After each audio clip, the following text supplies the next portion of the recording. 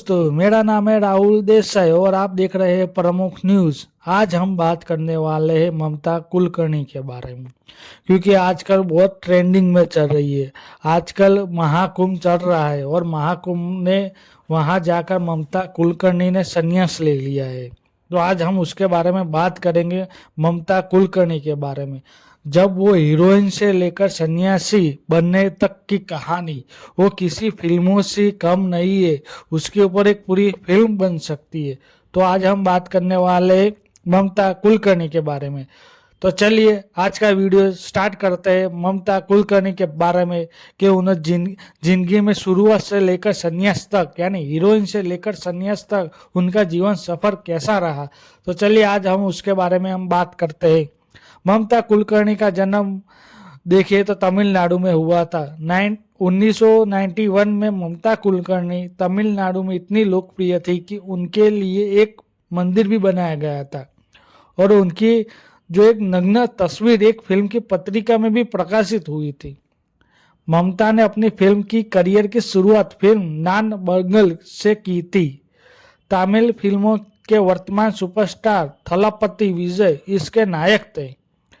1991 में रिलीज हुई इस फिल्म इतनी सुपर हिट हुई। उसके बाद तमिलनाडु में ममता के एक मंदिर बनाया गया। ममता ने बॉलीवुड में भी बड़ी सफलता हासिल की। ममता कुलकर्णी ने आमिर खान, सलमान खान, गोविंदा, अक्षय कुमार, सैफ अली खान सहित हिंदी फिल्मों में कई बड़े सितारों के साथ काम किया, सुपरहिट फिल्मों के काम किया है। और जब ममता ने स्टारडम की नग्न तस्वीर खिंचाकर सनसनी फैला दी थी तो वे अदालत में बुर्का पहनकर पेश हुई थी, जब मुस्लिम कट्टरपंथी उनसे बहुत नाराज हो गए थे। ममता वर्ष 2000 में अचानक से गायब हो गई, जब वो अपनी करियर के साथ में आसमान पर थी और चारों तरफ उनकी बोलबाला थी। कहीं हिंदी फिल्मों की सक्सेस माने जाने वाली ममता कुलकर्णी ने प्रयागराज में चल रहे महाकुंभ में मेले में किन्नर अखाड़े की महामंडेश्वर बनकर हलचल मचा दी, जब पूरी दुनिया उसको देखकर दंग हो गई। ममता के में सबसे पहले संगम तट पर गंगा नदी में डुबकी लगाई, उसके बाद दीक्षा ले ली। दीक्षा के बाद घोषणा की गई कि उनका नाम बदलकर श्रीया माई ममतानंद गिरी का कर दिया है और शाम को किन्नर अखाड़े के आचार्य महामंडेश्वर लक्ष्मी नारायण त्रिपाठी के नेतृत्व में उनका अभिषेक किया गया।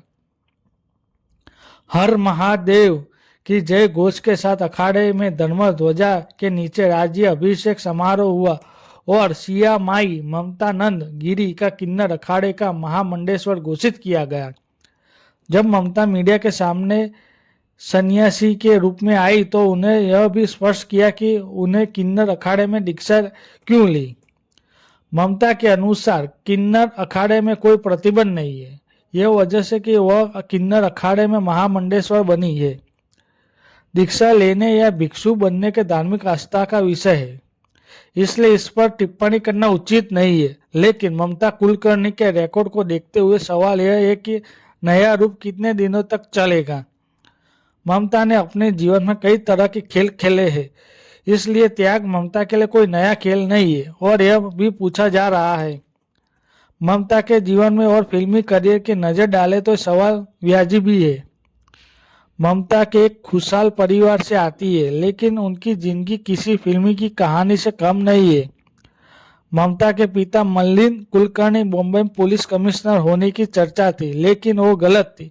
सही बताई जाए तो एक व्यापारी थे। ममता के माँ शुद्धा हिंदी फिल्मों में प्रसिद्ध अभिनेत्री उषा किरण की छोटी बहन थी। उषा के पति डॉक्टर मनोहर खरे मुंबई के सायन अस्पताल डीन थे।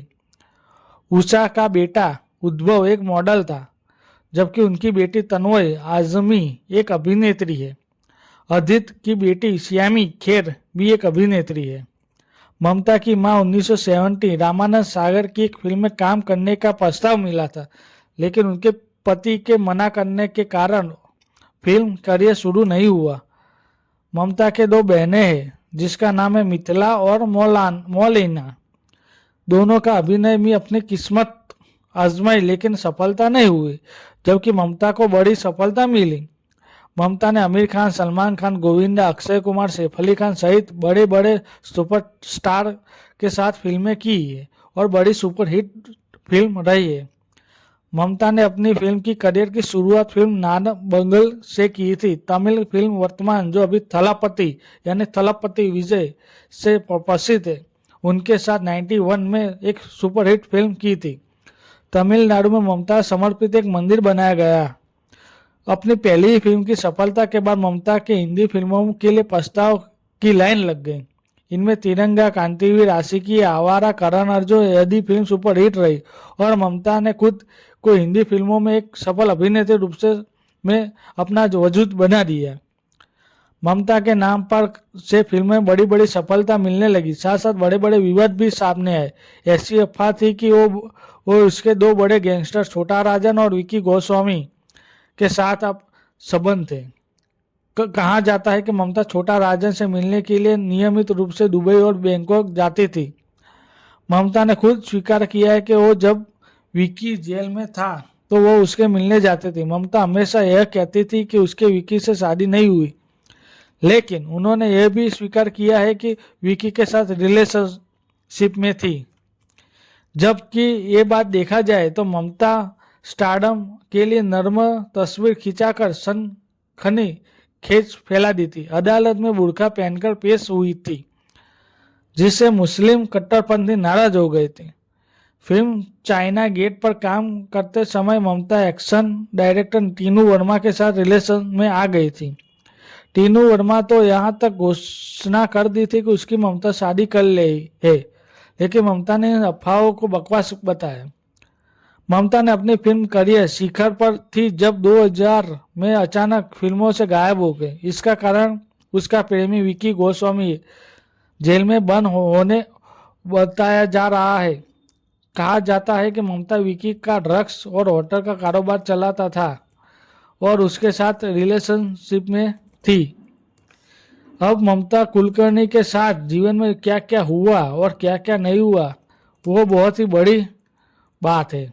जब भर के ड्रग्स डीलरों के साथ बैठकर डील कर रही थी, विकी को जेल से रिहा कराने की कोशिश भी कर रही थी, ऐसा अफवाह भी थी।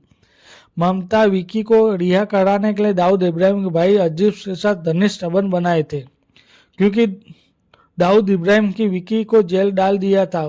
उस समय ममता का जीवन रहस्यमय था, इसलिए कोई नहीं जानता था वास्तव में क्या हुआ था। लेकिन जिस जैसे उनका साक्षात्कार होता है वह रहस्य गहरा जाता है। इस बीच अप्रैल 2016 में ठाणे में पुलिस 80 लाख रुपए मूल्य इफेट्रिन ड्रग्स जब्त किया। इसका अंत सोलापुर स्थित एक लाइफ साइंस नामक की कंपनी तक हुआ। यह कंपनी विकी गोस्वामी की थी। पुलिस ने छापे में 2000 करोड़ रुपए मूल्य और 18,000 किलोग्राम ड्रग्स जब्त किए।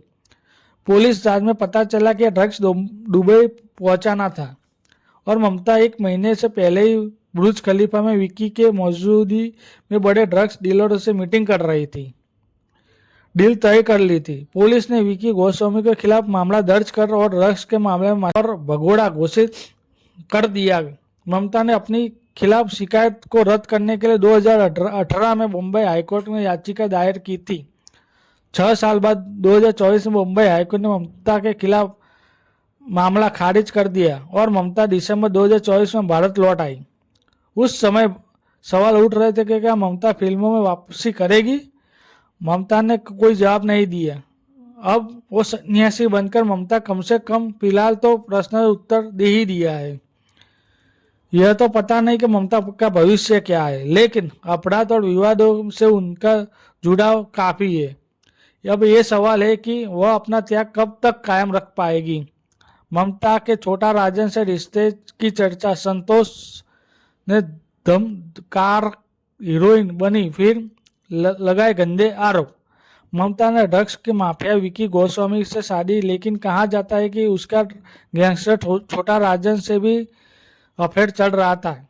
छोटा राजन कभी दाऊद इब्राहिम के खास आदमी था। 1989 में दुबई में भाई नूरा उर्फ नूर कास्कर की शादी में शामिल होने दुबई जाने के बाद राजन कभी भारत नहीं लौटा।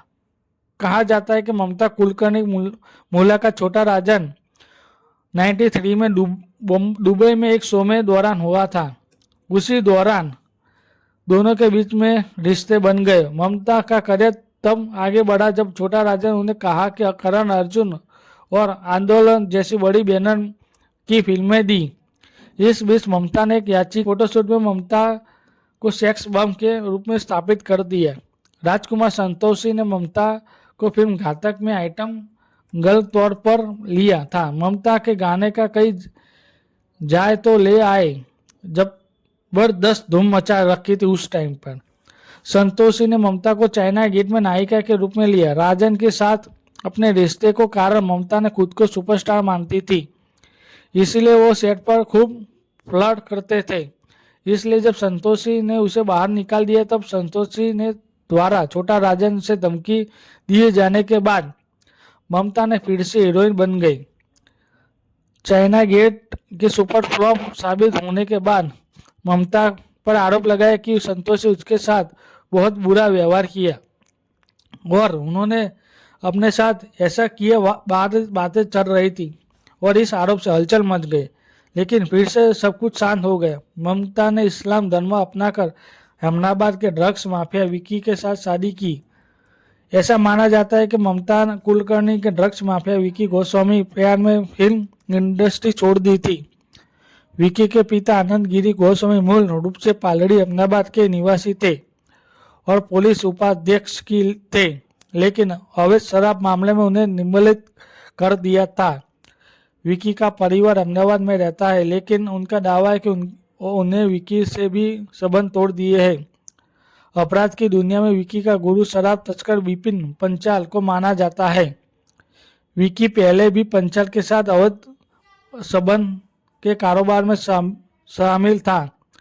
पंचाल ने विकी के साथ अपना धंधा शामिल करने के ड्रग्स की दुनिया में लाया था, जिसके बाद विकी बॉम्बे में चला गया। बॉम्बे में विकी का ड्रग्स का कारोबार बहुत बड़ा बनने लगा। फिल्म की पार्टियां हो जान लगा और माना जाता है वहां उसकी मुलाकात ममता से हुई। विकी का ड्रग्स के प्राप्त आय से होटल व्यवहार शुरू किया।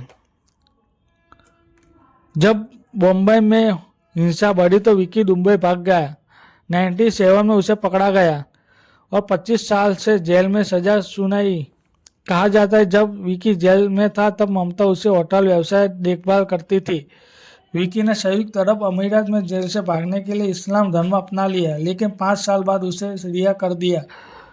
दुबई जेल में रिहा होने के बाद ममता और विकी केन्या जाते रहे।